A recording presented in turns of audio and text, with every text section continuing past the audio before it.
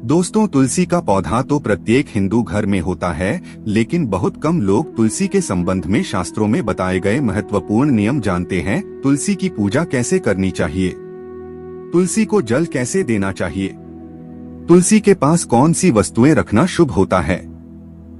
कई महत्वपूर्ण नियमों का पालन करना आवश्यक होता है। इसके अलावा अगर आप तुलसी के नीचे ये एक चीज बांध देते हैं तो आपको माँ तुलसी का ढेर सारा आशीर्वाद मिलता है और आपके घर में महालक्ष्मी जी सदैव ही निवास करती है। दोस्तों, तुलसी का पौधा घर में होना परिवार के प्रत्येक सदस्य के लिए लाभकारी होता है। ये पौधा हर प्रकार से उपयोगी होता है। पुराणों के अनुसार तुलसी में देवी लक्ष्मी जी का वास होता है और नियमित रूप से इस पौधे की पूजा करने से लाभ भी अवश्य मिलता है। लेकिन यदि आप तुलसी को घर में रखने के साथ ही उसके नीचे में ये एक चीज बांध देते हैं तो आपको तुलसी लगाने का कई गुना अधिक फल प्राप्त होता है, क्योंकि इसे एक चीज के बिना तुलसी अधूरी मानी जाती है। ये चीज तुलसी को संपूर्ण बनाती है। वेद पुराण में इसके बारे में विस्तार पूर्वक बताया गया है, लेकिन इसी के साथ ही क्या आप जानते हैं कि सावन में तुलसी की पूजा करने से भगवान श्री विष्णु और माता लक्ष्मी जी अति शीघ्र ही प्रसन्न हो जाती है और आपको आशीर्वाद मिलता है और जीवन में वो खुशियां मिल जाती है जिसके आप हकदार हैं। लेकिन तुलसी के नीचे ये चीज बांधना भी है जरूरी। दोस्तों, आगे बढ़ने से पहले आपसे एक विनती करते हैं कि वीडियो को लाइक जरूर करिएगा। दोस्तों, कमेंट बॉक्स में लिखें जय महालक्ष्मी, जय माँ तुलसी माँ के लिए एक लाइक तो बनता है। माँ की कृपा सदैव आप पर बनी रहे। दोस्तों, भारत ही नहीं बल्कि संसार के लगभग अधिकांश देशों में तुलसी को बहुत ही पवित्र की दृष्टि से देखा जाता है। अनेक औषधीय गुणों से भरपूर तुलसी में धार्मिक महत्व भी है। अनेक धार्मिक अनुष्ठानों और तांत्रिक प्रयोग में इसका उपयोग होता है। पुराणों में तुलसी को भगवान श्री विष्णु जी की पत्नी होने का गौरव मिला है। इसके साथ तुलसी जगत जननी भी है। परमात्मा के अनेक दुर्लभ वरदान में से एक है। तुलसी के बिरवा को अमृत रूपी कहा गया है।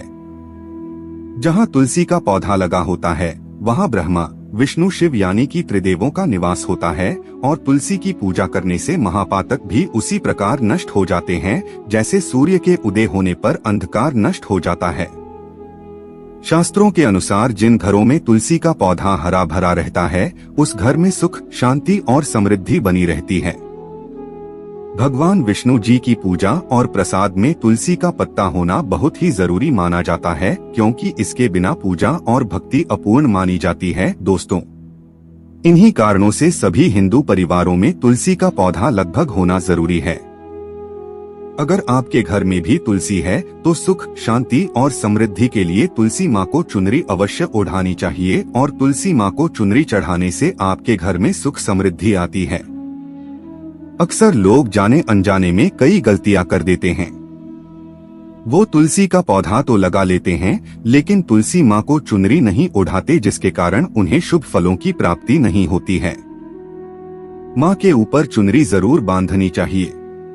तुलसी न केवल एक पौधा है बल्कि ये हमारी माँ के समान है। कई घरों में तुलसी माँ पर चुनरी ओढ़ाकर रखा जाता है, लेकिन इसका ध्यान कुछ लोग ही रखते हैं। आमतौर पर लोग तुलसी को लाल रंग की चुनरी उड़ाते हैं, लेकिन लाल मंगल का रंग है। तुलसी का रंग का कारक बुध है। बुध और मंगल मित्र नहीं है, इसलिए तुलसी को सफेद, चमकीली या रंगीली चौधरी उड़ाना अत्यंत अशुभ होता है। कई लोग ये भी गलतियां कर देते हैं कि तुलसी की चुनरी काफी पुरानी हो जाती है, बाँ फट जाती है और फिर बाद में कई लोग एकादशी या फिर किसी शुभ अवसर पर ही चुनरी को बदलते हैं। लेकिन ऐसा करना बहुत ही गलत माना जाता है। चुनरी न केवल त्योहारों पर पहनना चाहिए बल्कि आपको हमेशा माता रानी को साफ सुथरी चुनरी ओढ़ाना चाहिए। बिना चुनरी के माता अच्छी नहीं लगती है, तुलसी माँ नाराज हो जाती है और आपको फलों की प्राप्ति नहीं हो पाती है। दोस्तों, तुलसी में कई दिव्य शक्तियाँ विराजमान होती है। जो लोग तुलसी विवाह कराते हैं उन्हें कभी कष्ट नहीं आते, स्वर्ग की प्राप्ति होती है, माँ की बड़ी प्रसन्नता मिलती है। शालिग्राम और तुलसी के विवाह कराने से सारे अभाव या फिर कलह और रोग नाश दूर हो जाते हैं। दोस्तों, तुलसी के पास ये चीज कभी ना रखें। तुलसी के पास आप शिवलिंग ना रखें और ना ही गणेश जी की प्रतिमा रखें। शिवलिंग के पास और तुलसी माता के पास कपड़े कभी ना सुखाए, क्योंकि जब भी आप अपने कपड़े सुखाते हैं तो उससे जो पानी गिरता है वो अशुभता लाता है और घर में नकारात्मकता फैलती है। तो ऐसे में भूलकर भी तुलसी के पास और शिवलिंग के पास कपड़े कभी नहीं सुखाना चाहिए। दोस्तों, तुलसी के पौधे के अंदर गणेश जी और भगवान शिव की प्रतिमा भूलकर भी ना रखें और भूलकर भी जूते चप्पल भी तुलसी माता के पास कभी ना रखें और ना ही आसपास में रखें।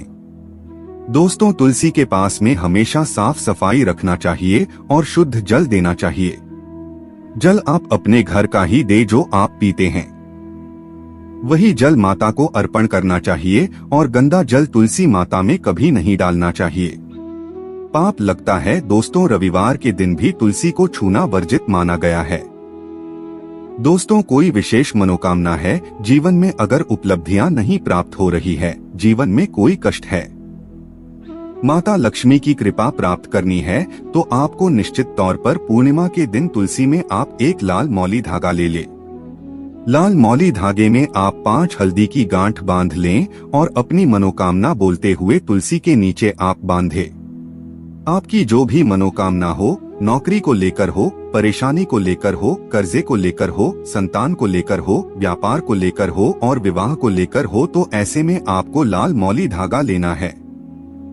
धागे में 5 हल्दी की गांठ बांधकर तुलसी में आपको नीचे बांधना है। इससे रातों रात करोड़पति बन जाओगे। आपकी हर मनोकामना पूरी हो जाएगी और 1 महीने के अंदर ही आपकी सभी इच्छाएं पूरी हो जाएंगी। माता लक्ष्मी की कृपा बरसेगी, कभी भी धन की कमी नहीं होगी। दोस्तों, वैसे अगर आप चाहे तो सावन के महीने में भी तुलसी में लाल मौली धागा अवश्य बांध सकते हैं। इससे वो सभी आपकी इच्छाएं पूर्ण होंगी जो आपके हृदय में हैं।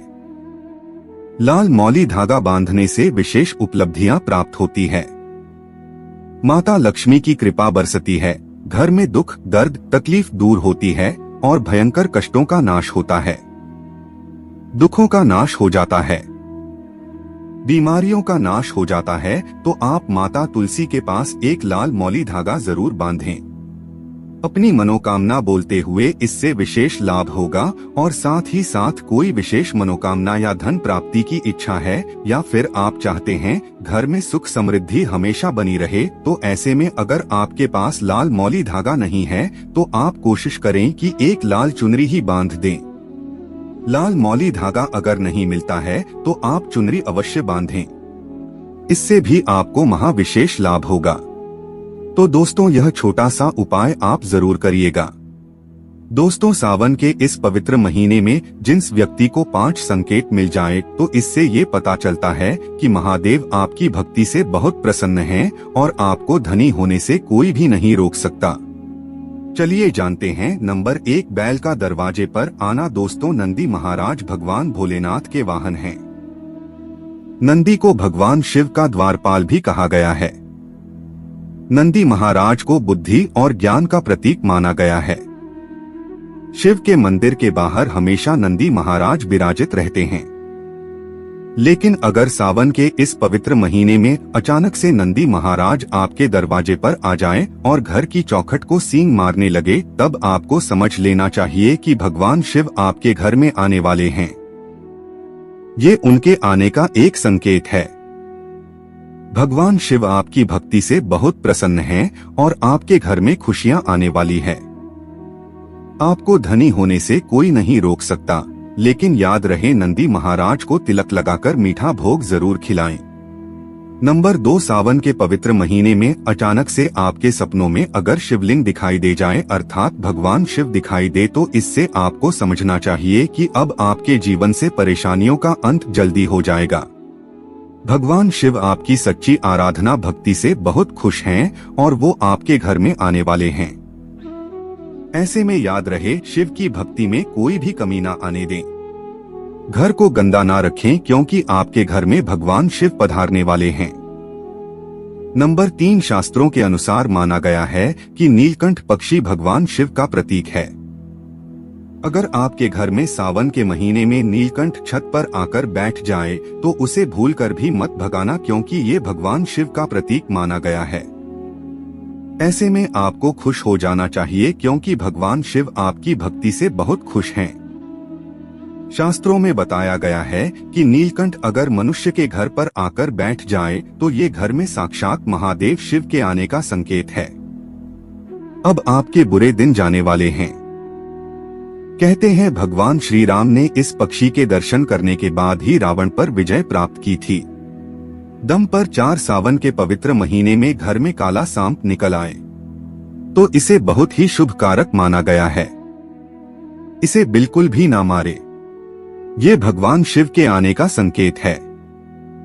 जिनकी भक्ति से महादेव प्रसन्न होते हैं, उन्हें महादेव किसी खास अवसर पर अपने दर्शन देते हैं। सावन का महीना बहुत ही पवित्र महीना माना गया है। यही वो महीना है जिसमें भगवान शिव धरती पर आते हैं और उसी घर में अपना आवास बना लेते हैं जो सच्चा भक्त होता है। सपनों में किसी मंदिर में नाग नागिन का जोड़ा देखना बहुत ही शुभ कारक माना गया है। ये घर में शिव के आने का संकेत है। अब आपके खुश होने का समय आया है। नंबर 5, सावन के शुभ अवसर पर सोमवार के दिन डमरू की आवाज या घंटियों की आवाज सुनाई दे तो ये अत्यंत शुभकारी माना गया है। इसका अर्थ यह है कि भगवान भोलेनाथ आपसे प्रसन्न हैं और जल्दी आपके घर और जीवन में प्रवेश करने वाले हैं, जिससे आपका आर्थिक संकट दूर होकर जीवन में सुख समृद्धि आने वाली है। महादेव आपसे बहुत खुश हैं।